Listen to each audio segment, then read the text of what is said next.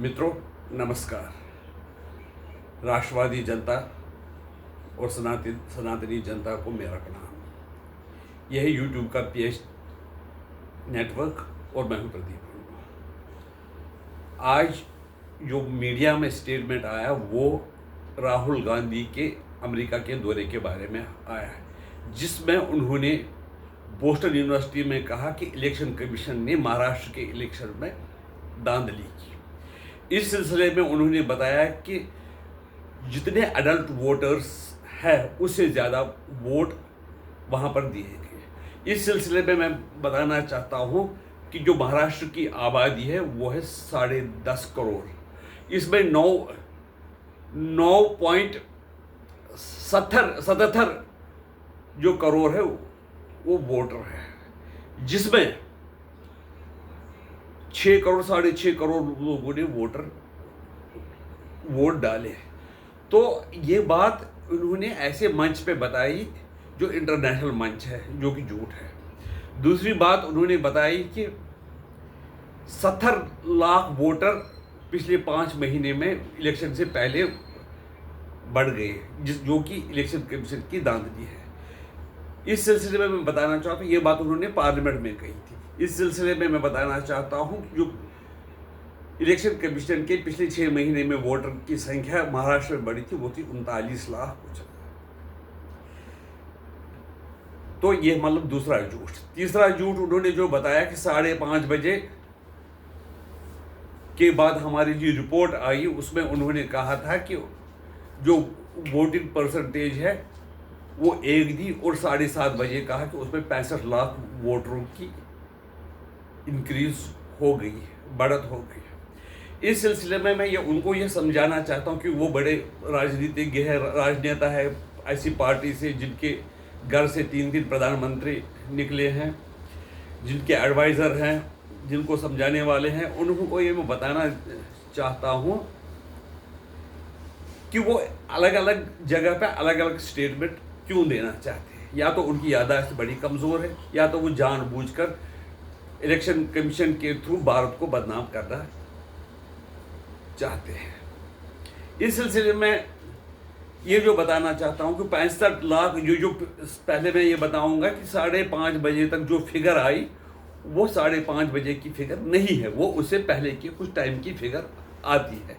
इसके बाद जो 6 बजे तक पोलिंग बूथ में अंदर गए उनको हम वोट देने से रोक नहीं सकते। यानी कि जो टाइम पोलिंग एंड होने का उसके टाइम में जो पोलिंग बूथ में गए उनको आपको वोट देने का हक है। 65 लाख वोटर वो 2 घंटे में बताते बढ़ गए हैं। वो कहते हैं कि अगर 3 मिनट एक वोटर को वोट डालने में लगे हैं तो उसका मतलब है कि वो 2 बजे तक वोटिंग 2 बजे रात तक वोटिंग खत्म होगी। उनके कहने का मतलब यह है कि ये लोग जो 65 लाख वोट है वो गलत तरीके से डाले गए और इलेक्शन कमीशन ने धांधली की।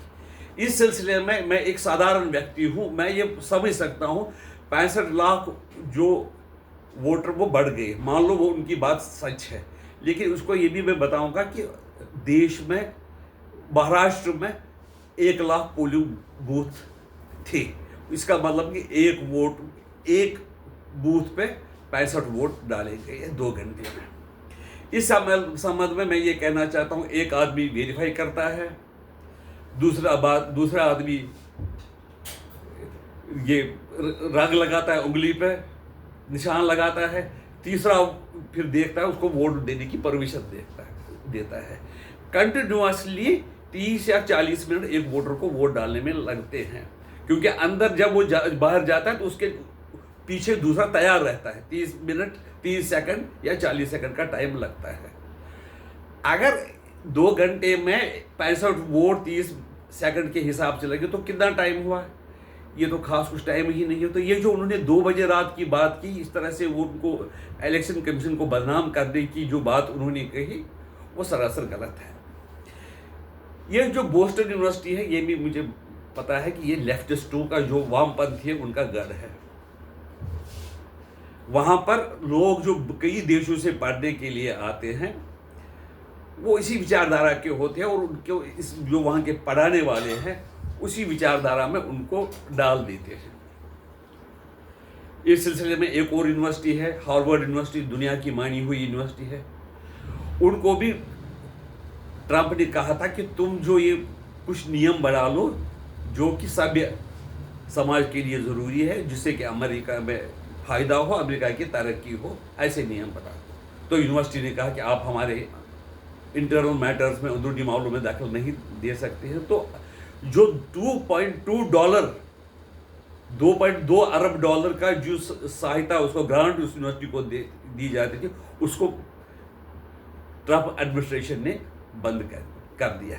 यही बात ये बोस्टन यूनिवर्सिटी, जो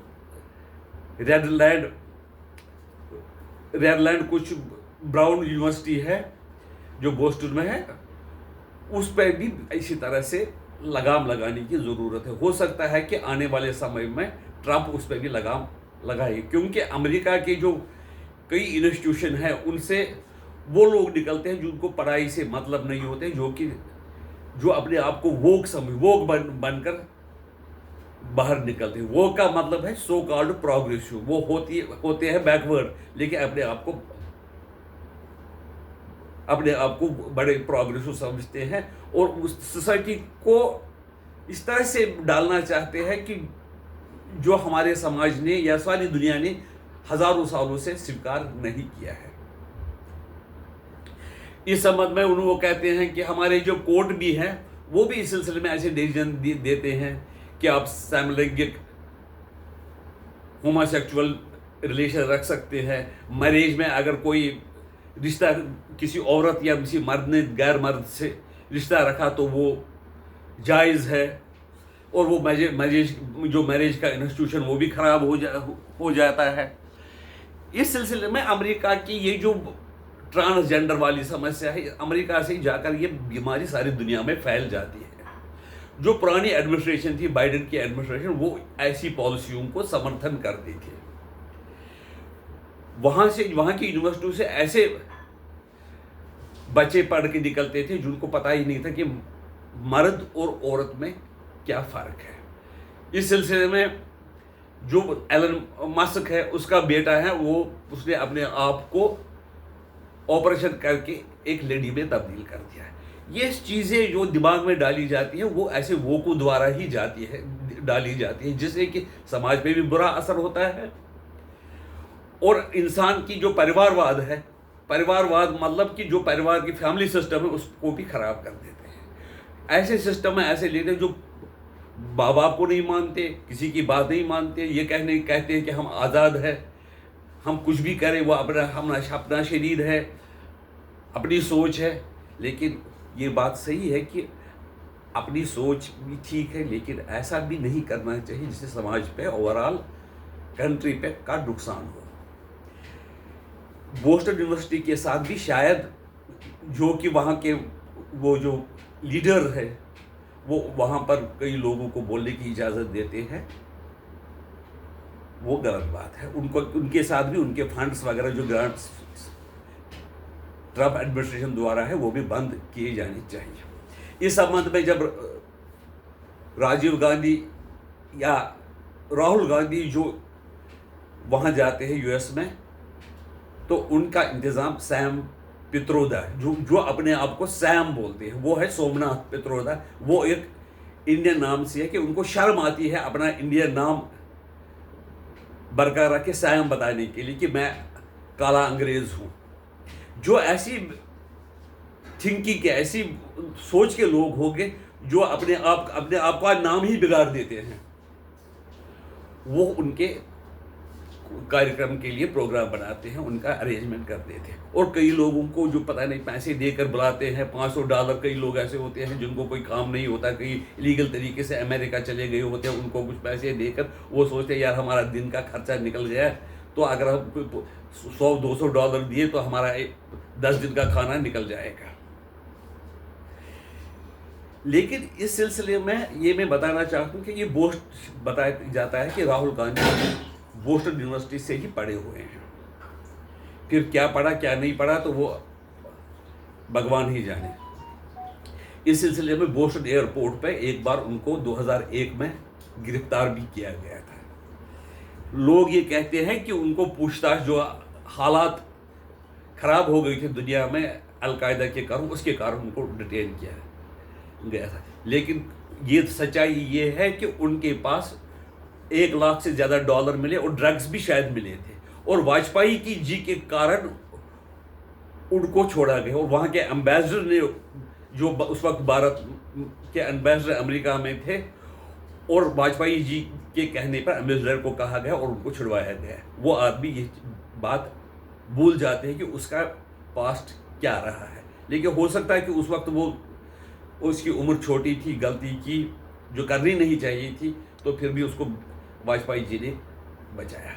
लेकिन अब यही आदमी इलेक्शन कमीशन को बदनाम करता है, यहाँ की जुडिशरी को बदनाम करता है। जुडिशरी अगर उनके हक में कोई फैसला दे तो जुडिशरी ठीक, अगर उनके खिलाफ फैसला दे तो जुडिशरी खराब। अगर जो सीएजी है उनके फेवर में कुछ बता दे तो सीएजी ठीक, अगर उनके खिलाफ बोले तो वो कानून का के हथियार। कानून अगर वो बनाए ऐसे कानून जिसमें कि जो बयासुद कानून है कि हिंदू के आप जिस भी ज़मीन पर आप हाथ डालोगे वो तुम्हारी ज़मीन हो गई। वक्फ बोर्ड को ये पावर देते हैं। अगर वो उस कानून का हटाने वाले कोई देते हैं तो वो फिर डेमोक्रेसी को खतरा और कॉन्स्टिट्यूशन को खतरा है। और वो जो हाथ लहराते हैं ना, हाथ में लाल बुक, लेकिन वो शायद उन्होंने पढ़ी नहीं है, और उस लाल बुक में क्या लिखा है या वो खाली है। अगर पढ़ी है तो ऐसे वो जो स्टेटमेंट देते हैं वो नहीं देते। इस सिलसिले में उनको याद दिलाया गया आजकल जो वो बिल्कुल चल रहा है मीडिया में, इंदिरा गांधी जी का स्टेटमेंट। उन्होंने कहा कि जो शाह क्या जानते हैं, जो जस्टिस शाह थे उन्होंने सरकार के बारे में कुछ फैसले दिए थे, तो इंदिरा जी ने कहा था क्या वो इकॉनमी के बारे में जज क्या जानते हैं, आईबी के बारे में, जांच के बारे में क्या जानते हैं। ये सब जो चोचले होते हैं वो इकॉनमी, जो कई लोग होते हैं वो इकॉनमी को डिरेल करने के लिए होते हैं, जो उसकी दादी ने खुद कहा था। लेकिन फिर भी राहुल गांधी ऐसी बातें करते हैं। कई लोगों का पहले से, जब वो जाने वाले थे, लोगों का कहने, कई यूट्यूबर वगैरह मीडिया वाले कहते हैं कि वो कुछ ऐसा कुछ कहेंगे जिससे कि देश की बदनामी हो। वो सरकार की बदनामी नहीं करते, वो देश की बदनामी करते हैं। वो ये कहते हैं अमेरिका और यूरोप को आप हमारे इंटरफियर कीजिए हमारे मामलात में, हमारी डेमोक्रेसी ख़त्म हो रही है। ये वही लोग हैं जो सऊदी अरबिया से, जहाँ डिक्टेटरशिप, वहाँ दोस्ती करते हैं। कई ऐसी कंट्रीज़ हैं जो डिक्टेटरशिप, उनके साथ यूएस के बड़े रिश्ते हैं। जो यूरोपियन कंट्री है जिनसे वो कहते हैं कि हिंदुस्तान में डेमोक्रेसी ख़त्म हो गई, उसके लिए हमारी सहायता कीजिए ये सरकार हटाने में, तो वो चीन के साथ ऐसे संबंध बनाए रखे थे कि कोई बात नहीं। अब अमेरिका की सरकार रूस के साथ संबंध बनाना चाहते हैं जो डिक्टेटर है, इसलिए वो ऐसे लोगों से मदद मांगना चाहते हैं जो डेमोक्रेसी में, दूसरी कंट्रीज में डेमोक्रेसी का बिलीव ही नहीं करते हैं। लेकिन हमारे राहुल गांधी जी कब सुधरेंगे पता नहीं, शायद सुधरेंगे भी या नहीं सुधरेंगे, भगवान ही मालिक है। आपकी राय इसके बारे में है, हमें बता दीजिए। हमारा आपसे दोबारा ये निवेदन है कि हमारे चैनल को सब्सक्राइब कीजिए, वीडियो को लाइक कीजिए, और ये जो हमारे वीडियो को ज़्यादा से ज़्यादा शेयर कीजिए। नमस्कार।